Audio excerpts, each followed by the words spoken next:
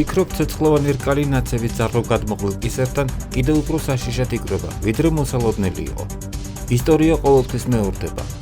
ოცნების რეფორმატორული ფრთა გაცილებით ხისტი, შეუვალი და პირდაპირია. რადგან თუნდაც ირაკლი კობახიძის პასუხები განათლება მოკლებული ჟურნალისტების აბრაკადაბრაზე.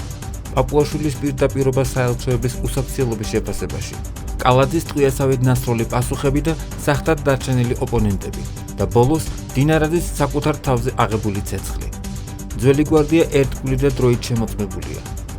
მაგრამ ის, რაც ახლა გავერანებული ოპოზიციის დაუგება სჭირდება, ეს არის მომენტალური, ხისტი პასუხი ფურთხზეც, დედის კინებაზეც, ქუჩის გადაკეტვაზეც და საბანკო ანგარიშებზე მოსიორვლე უცხო ვალუტაზეც. ქუჩა უნდა გასუფთავდეს. ჩავარდნელი ზამთრის სეზონისგან გათანგული ხალხი იმედით შესცქერის ბარაქენი ზაფხულის დადგომას, რომელსაც ადგილობრივი არჩევნები მოჰყვება. სიტუაციის დალაგებას დიდი ცოცხი, იმპულსური, იმწუთიერი, გაბედული მოქმედება სჭირდება. დროში გაწელილი ანარქია ქუჩაში მოქალაქეებში რწმენის დეფიციტს იწვევს. ამიტომ ჰაბურთი და ჰამოედანი. ახლა ოცნების რეფორმატორული ფრთის მოქმედების დროა. არჩევნებამდე ზუსტად ის პერიოდი რჩება, რაც საკმარისია ძალების ახლებურად გადასალაგებლად. პოსტსკრიპტუმ. აი ვისიც არ მშურს ნაცებია.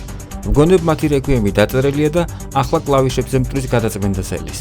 ტრამპი რას ამბობს უკრაინაზე, ეს ცალკე თემაა. საქმეს მივხედოთ, ყველაფერი რიგზეა.